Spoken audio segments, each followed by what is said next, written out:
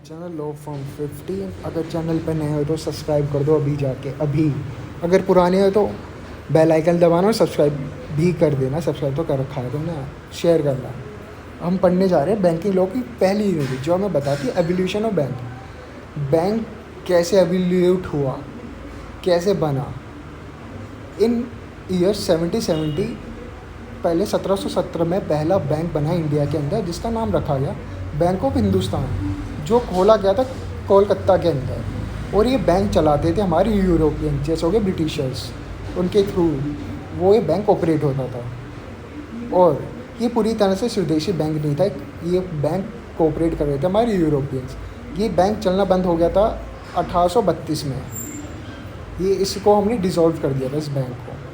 फिर हमारी बात करते हैं 1806 से लेके 1842 के अंदर 3 हमारे प्रेसिडेंसी बैंक बने, जो बने थे चार्टर के अंदर। जो चार्टर था ब्रिटिश ईस्ट इंडिया कंपनी के अंदर के थ्रू ये 3 प्रेसिडेंसी बैंक बनाए गए 3 अलग अलग जगह पे। वो 3 अलग अलग जगह क्या थी? पहले थे मद्रास, दूसरा बंगाल और थर्ड था हमारा बॉम्बे। फिर हम थर्ड पॉइंट पे बात करते हैं इन 1921 के अंदर जो हमारे 3 प्रेसिडेंसी बैंक थे, उन सबको कंबाइन करके एक नया बैंक बनाया गया, जिसका नाम था इंपीरियल बैंक ऑफ इंडिया। इस बैंक को हम प्राइवेट एंटिटी भी कहते हैं, खुद की प्राइवेट थी, किसी गवर्नमेंट के थ्रू नहीं चलती थी, ये बस एक प्राइवेट कंपनी के थ्रू चलते थे। फिर कुछ टाइम बाद जाके इंपीरियल बैंक को हम स्टेट बैंक ऑफ इंडिया भी कहते हैं। ये इसका नाम तब पड़ा जब नेशनलाइज हो गया था, ये जब इंपीरियल बैंक को हमने नेशनलाइज कर दिया था 1955 के अंदर। कुछ बैंक जो हमारे पहले से एग्जिस्ट करते थे इन प्री इंडिपेंडेंस में टाइम में, वो क्या थे, कौन से बैंक थे? पहला बैंक हमारा bank of Baroda, Allahabad bank, Punjab national bank, Canara bank, central bank. ये हमारे 6 बैंक थे जो हमारे प्री इंडिपेंडेंस टाइम से चले आ रहे थे। फिर पोस्ट इंडिपेंडेंस में क्या हुआ था, जो हमारे बैंक ऑफ बड़ौदा और देना बैंक था ना, उसे नेशनलाइज कर दिया, गवर्नमेंट के अंदर आ गए इन 1969 के अंदर विद इट्स हेडक्वार्टर। जो उसका हेडक्वार्टर था ना मुंबई के अंदर, वो भी गवर्नमेंट के अंदर आ गया जब उसे हमने नेशनलाइज करा। जब हम 1969 के अंदर जब हमने नेशनलाइज करा ना, 14 बैंकों को हमने नेशनलाइज करा था, जिनकी कीमत थी 50 मिलियन, जो हमने नेशनलाइज करे थे। कौन से बैंक आए थे इसके अंदर? Bank of Baroda, national bank, Allahabad bank, Canara bank, Dena bank और छोटे छोटे जो बैंक थे।